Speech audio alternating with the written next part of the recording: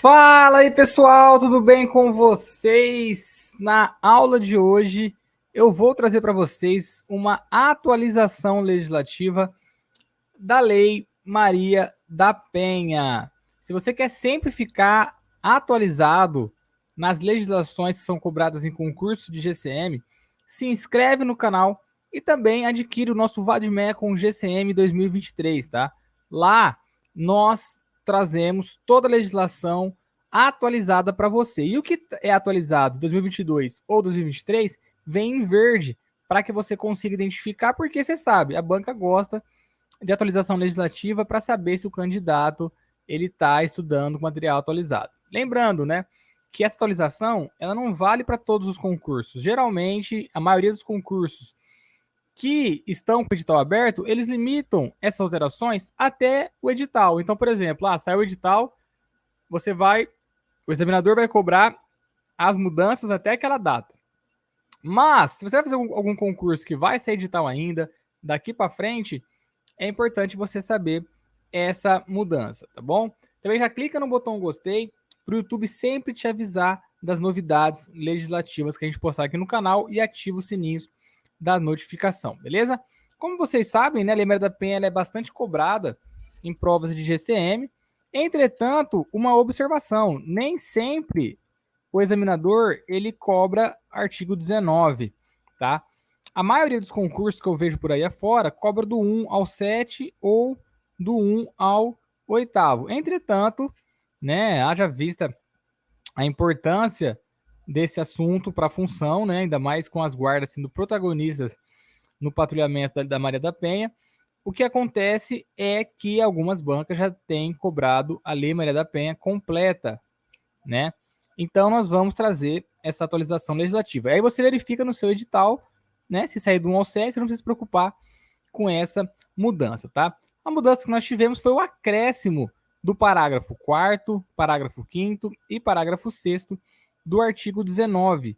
O caput diz o seguinte, não mudou, tá? As medidas protetivas de urgência poderão ser concedidas pelo juiz a requerimento do Ministério Público ou a pedido da ofendida. Então aqui nós estamos tratando diretamente da medida protetiva, tá? Inclusive a gente, né, eu sou guarda municipal, estou atualmente na Patrulha Maria da Penha e a gente lida diretamente com essas medidas protetivas, que via de regra, para vocês entenderem na prática como é que funciona, o juiz ele expede essa medida protetiva, coloca lá uma proibição, por exemplo, de aproximação do ofensor a 100 metros da vítima, ele não pode se aproximar 100 metros da vítima. Ou ele coloca lá também que o ofensor tem que participar de cursos semanais, quinzenais ou mensais lá no fórum com as psicólogas, né, sobre a questão da violência também. Ou ainda pode colocar multa. Ou ainda, no caso de descumprimento das medidas, pode até expedir uma prisão, um pedido de prisão preventiva dele. Tá? Então, assim, na prática é isso e é muito importante esse instrumento da medida protetiva, tá? Então vamos lá, o que foi acrescido aqui do 4º, 5º e 6º? No 4º ele fala o seguinte: as medidas protetivas de urgência serão concedidas em juízo de... Vou até colocar outra cor aqui, vamos ver se não vai ficar ruim, né? Cognição sumária do juiz a partir do depoimento da ofendida perante a autoridade policial, né, o delegado, ou apresentação de suas alegações escritas, ou seja, a própria assistida ela pode apresentar alegações escritas, não necessariamente precisa ser perante o delegado, né? E poderão ser indeferidas no caso de avaliação pela autoridade de inexistência de risco, então pode ser indeferida. A integridade física, psicológica, sexual, patrimonial ou moral da ofendida ou dos seus dependentes. Então, ele fala que o juiz ali, ele pode conceder, né? Inclusive facilitando e colocando que perante o delegado ou ainda simplesmente a alegação escrita da ofendida. E ele coloca que pode ser indeferida, pode, se o juiz, nessa cognição sumária, verificar que não tem risco para a integridade física, psicológica, sexual, patrimonial ou moral da ofendida. Tá? mas regra geral é que aumentou, né, a competência para protetiva. No parágrafo 5º diz o seguinte: as medidas protetivas de urgência serão concedidas independentemente. Isso aqui pode cair em prova, porque as bancas gostam de colocar, e esse artigo 5º eu vejo como sendo uma questão potencial de prova, uma QPP. Por quê? Independentemente da tipificação penal da violência, do ajuizamento de ação penal, da existência de inquérito policial ou de registro de boletim de ocorrência. Então, olha só o que está falando nesse parágrafo 5º, que não depende, e por quê? Alguns tribunais, alguns juízes, para deferir as medidas protetivas, vinculava a um crime. Então, por exemplo, não, tem que ter um crime de lesão corporal para eu expedir a medida protetiva de urgência. Ou, tem que ter uma ameaça, enfim. Aqui deixou claro, para que não tenha essa interpretação prejudicial à mulher por parte dos tribunais. Não depende da tipificação penal da violência. Não depende, tá? Pode conceder a medida independentemente de estar rolando uma ação penal e ainda não precisa estar rolando também uma ação civil e ainda não precisa nem existir um inquérito e nem ter registro de BO. Porque aqui em cima ele fala, alegações escritas. Então até isso, né, foi uma extensão do direito da mulher, tá? Que poderá ter acesso à medida protetiva de urgência, mesmo que não tenha ainda uma tipificação penal. E por que isso, galera? O próprio nome já diz. Uma medida protetiva de urgência. Ela é concedida para salvaguardar essas violências que a gente acabou de ver. Física, sexual, psicológica, moral, patrimonial. Então é uma coisa, como o nome já diz, urgente. Então, às vezes, até você ter acesso a um boletim de ocorrência, até você... Geralmente o BO até que é rápido, né? Mas até você conseguir chegar até a justiça, a pessoa já está em risco, né?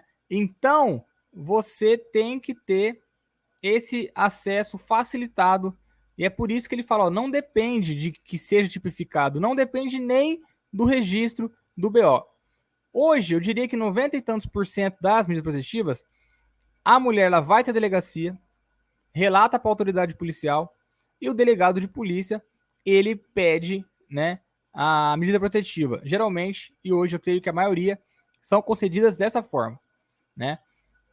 Só que a gente sabe que muitas vezes a mulher não vai ter delegacia, até porque é um ambiente, às vezes, poucas cidades têm delegacia da mulher, é um ambiente controlado e dominado ainda por homens, e a pessoa fica coagida de ir até lá registrar. Então, às vezes, um simples registro dela por escrito já vai ser o suficiente, mesmo sem registrar formalmente um boletim de ocorrência, para a expedição uma protetiva, se ficar comprovado, e aí pode comprovar de diversas formas, né? Que ela está em risco em alguma daquelas violências, tá? Parágrafo 6º. As medidas protetivas de urgência vigorarão enquanto persistir risco à integridade da assistida ou dos seus dependentes.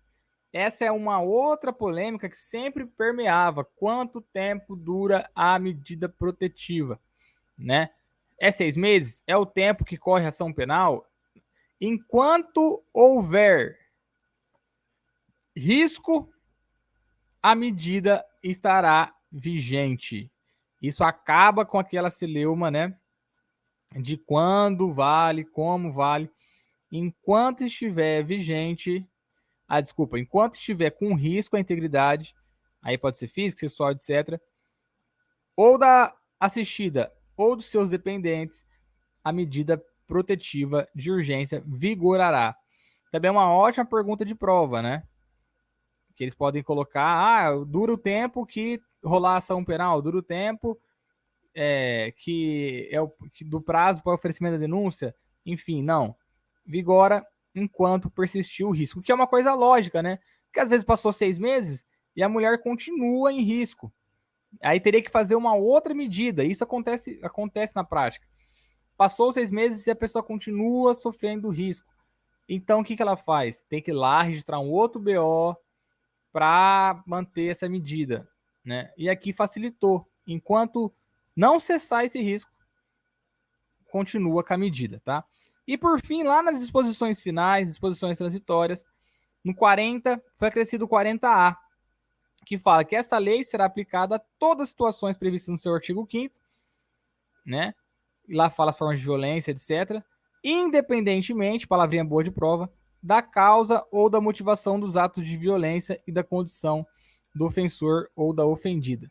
Então ele amplia, né, a competência da Lei Maria da Penha de forma geral a todos lá do artigo 5º, independente da causa ou da motivação, beleza? Então, assim, são poucos parágrafos, né, poucos artigos, mas com uma importância prática que facilita o acesso da mulher à medida protetiva que hoje a gente sabe que com o avanço das patrulhas Maria da Penha, dos trabalhos também da Polícia Militar, etc., tem conseguido dar maior efetividade a essas protetivas de urgência, porque não adianta nada uma folha de papel do juiz se não tiver uma patrulha que acompanhe e que dê a segurança para que essa mulher efetivamente consiga ter essa medida cumprida, consiga manter o ofensor afastado do seu local de trabalho, do seu local de domicílio e etc. Tá? Então, assim, foi mais uma tentativa, né, do legislador de tentar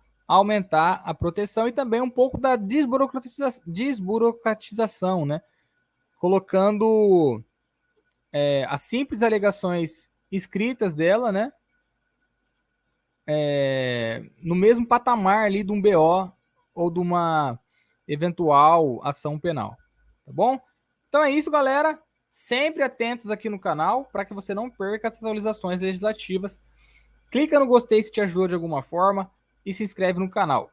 Um abraço a todos, fiquem com Deus e bons estudos!